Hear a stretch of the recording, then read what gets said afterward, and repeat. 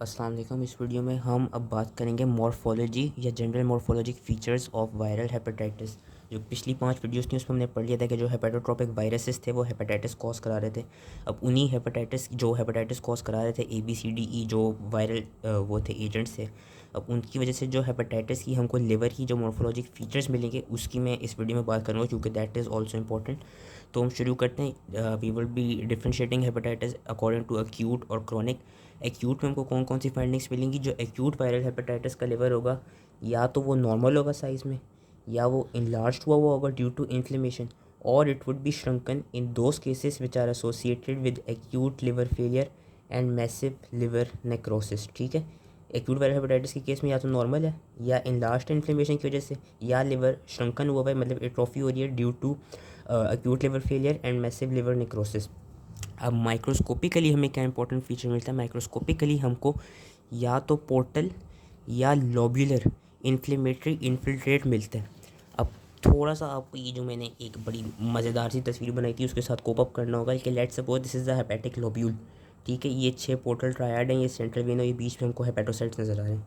अब इसमें मैंने क्या कहा कि मॉर्फोलॉजी में क्या होगा कि microscopically there would be either portal या लोब्यूलर इन्फ्लेमेटरी इन्फिल्ट्रेट, यानी या तो उस पूरी लोब्यूल की इन्फ्लेमेशन हुई भी होगी या इनमें से किसी एक पोर्टल जो पोर्टल ट्रायड होता है, जो पोर्टल एरिया होता है उसकी इन्फ्लेमेशन हुई भी होगी। और कैसी हुई भी होगी कि उसमें हमको इन्फ्लेमेटरी इन्फिल्ट्रेट मिलेगा which would be consisting of what? It would be consisting predominantly of lymphocytes and variably admixed plasma cells and eosinophils. जो हमें सबसे ज़्यादा मिलेंगे वो लिम्फोसाइट्स मिलेंगे आइदर पोर्टल या आइदर लोब्यूलर इन्फ्लेमेशन में। आगे भी इन्होंने थोड़ी सी जो फिगर बनाई हुई है, कैस वी कैन सी यहाँ पे पोर्टल इन्फ्लेमेशन हो रही है तो हमको यहाँ पे जो मोनोन्यूक्लियर इन्फिल्ट्रेट मिल रहा है ये लिम्फोसाइट्स का मिल रहा है। और लिम्फोसाइट्स का हमें क्यों मिलता है? लिम्फोसाइट्स का इसलिए मिलता है क्योंकि हमने पिछली अपनी वीडियोस में पढ़ा था कि जो हेपेटोसाइट्स का डैमेज होता है, none of the viruses are cytopathic. जो भी हेपेटोसाइट्स का डैमेज होता है वो इसीलिए होता है क्योंकि लिम्फोसाइट्स आते हैं, लिम्फोसाइट्स आके हेपेटोसाइट्स का डैमेज कराते हैं।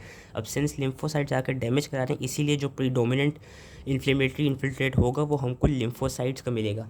एंड जो हेपेटोसाइट इंजरी होगी it would result in necrosis और apoptosis which would often have pigmented macrophages scavenging the dead cell debris। ठीक है, अब अगेन इस फिगर से हम समझाते हैं जो ये बनाई है मैंने खूबसूरत सी।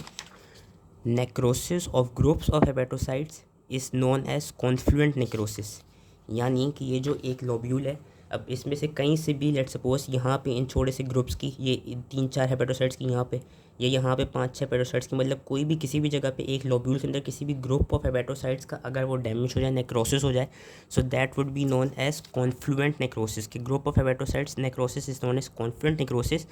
और it can either progress to necrosis of entire lobule और कनेक्ट वेस्कुलर स्ट्रक्चर्स, यानी ये है कि ग्रुप ऑफ हेपेटोसाइट्स का जो नेक्रोसिस हुआ that is known as confluent necrosis. अब सिवियर केसेस में क्या करेगा? ये जो सिर्फ एक ग्रुप ऑफ नेक्रोसिस हुआ है हेपेटोसाइट्स का, वो आगे जाके पूरे लोब्यूल को डैमेज कर देगा और पूरे लोब्यूल की नेक्रोसिस करा देगा। And that whole lobule necrosis would be known as pan lobular और pan acinar necrosis. And even severe cases में क्या होता है कि जो वेस्कुलर स्ट्रक्चर्स होते हैं वो कनेक्ट कर जाते हैं, जिसकी वजह से it is known as bridging necrosis. Bridging necrosis की इन्होंने यहाँ पे आगे तस्वीर दी हुई है कि एक पोर्टल ट्रायैक्ट से लेकर सेंट्रल वेन के लेवल तक अब यहाँ पे नेक्रोसिस हो रहा है, ये नीला नीला सा, और इन्फ्लेमेटरी इन्फिल्ट्रेट यहाँ तक जा रहा है। So this is known as bridging necrosis के वेस्कुलर स्ट्रक्चर्स कनेक्ट हो रहे हैं, यानी कि लेट सपोज इस पोर्टल ट्रायड के लेवल पे कोई वही इन्फ्लेमेशन हुई और वहाँ से या आगे सेंट्रल वेन के लेवल तक चली गई। So this would be known as bridging necrosis. Necrosis वो सॉरी और वो सेंट्रल वेन के लेवल तक चले गया, this would be known as bridging necrosis. ठीक है, तो confluent necrosis, pan acinar, pan lobular necrosis और ब्रिजिंग नेक्रोसिस की हमें डेफिनेशन आनी चाहिए। अब जो ये सारा था that was all of acute viral hepatitis. अब हम आते हैं उसमें क्रॉनिक वायरल हेपेटाइटिस में।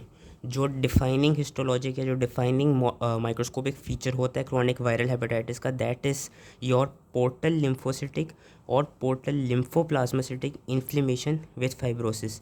यानी कि क्रॉनिक वायरल हेपेटाइटिस में हमें मेन कैरेक्टराइजिंग फीचर क्या मिलेगा कि जो हमारा पोर्टल एरिया है उसके लेवल पे या तो लिम्फोसिटिक यानी या तो लिम्फोसाइट्स का इन्फिल्ट्रेट ज़्यादा भरा हुआ होगा, या लिम्फोप्लाज्मासिटिक लिम्फोसाइट्स और प्लाज्मा सेल्स का इन्फिल्ट्रेट ज़्यादा भरा हुआ होगा। And that would B accompanied with fibrosis, जो कि इन्होंने यहाँ पे दिखाई हुई है। ये क्रॉनिक हेपेटाइटिस का केस है कि पोर्टल हम देख सकते हैं यहाँ पे लिम्फोसिटिक, आई बिलीव लिम्फोसिटिक की इन्फ्लेमेशन हुई हुई, एंड यहाँ पे ग्रीन ग्रीन उन्होंने दिखाया हुआ है, this is your fibrosis. Chronic hepatitis में हमें जो कैरेक्टरिस्टिक फीचर जो मिलता है दैट इज़ योर फाइब्रोसिस।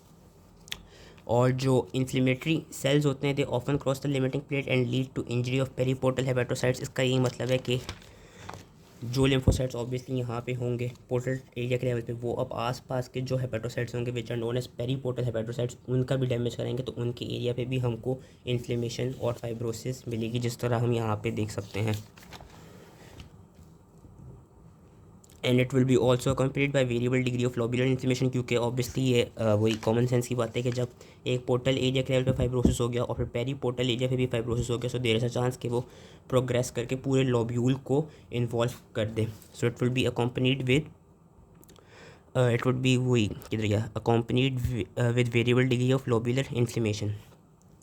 जो फाइब्रोसिस होगी it will develop with increasing liver damage but will be manifesting initially as portal, जो कि मैंने अभी बताया कि इनिशियली पोर्टल फाइब्रोसिस होगी and then peri portal fibrosis होगी, यानी आसपास के एरिया में फाइब्रोसिस हो जाएगी।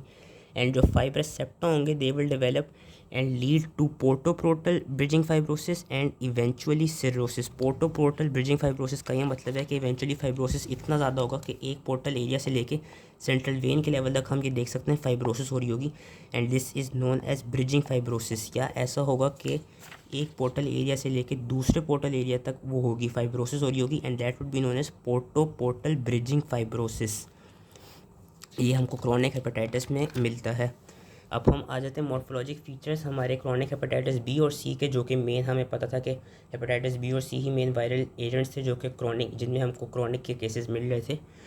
तो जो क्रॉनिक हेपेटाइटिस बी का मेन मॉर्फोलॉजिक फीचर होता है that is your endoplasmic reticulum of the hepatocytes are swollen and they are filled with the hepatitis B surface antigen which leads to a ground glass appearance। ground glass appearance याद रखनी है, हमको main feature मिलता है chronic hepatitis B में, जैसे उन्होंने यहाँ पे भी दिखाया हुआ है एंड माइक्रोस्कोपिकली इधर भी दिखाया हुआ है कि जो एंडोप्लाज्मिक रेटिकुलम है हेपेटोसाइट्स का that would be swollen and it would be filled with the surface antigen of hepatitis B, जिसकी वजह से जब हम इनको स्टेन करेंगे इन हेपेटोसाइट्स को तो इनकी जो हमको एक फिगर मिलेगी वो एक ग्राउंड ग्लास अपीयरेंस मिलेगी, जो कि उन्होंने यहाँ पे भी दिखाई हुई है कि ground glass hepatocytes in chronic hepatitis B which are caused by accumulation of hepatitis B surface antigen in the endoplasmic reticulum।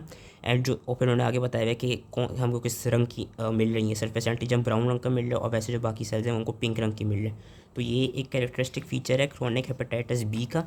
Where as chronic hepatitis C का फीचर क्या है कि उसमें हमको स्टेटोसिस मिलेगी, फैटी चेंज मिलेगा, स्टेटोसिस मिलेगी, and there would be prominent lymphoid aggregates और fully formed lymphoid follicles in the portal tract.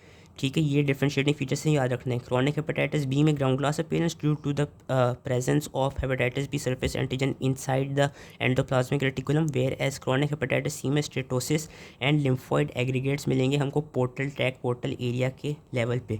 Bile duct injury भी मिल सकती है which would be mimicking biliary disease, लेकिन अगर ये पॉइंट ना आप याद हो तो कोई इतनी बड़ी बात नहीं है। एंड लास्टली इसमें जो हमें मॉर्फोलॉजी में याद रखना है वो ये है कि हम लिवर बायोप्सी ज़्यादातर करते ताकि हम डायग्नोस कर सकें कि किस लेवल का क्रॉनिक हेपेटाइटिस है, एंड वी कुड असेस कि इन्फ्लेमेटरी एक्टिविटी कितनी है और फाइब्रोसिस किस लेवल तक पहुँच चुकी है।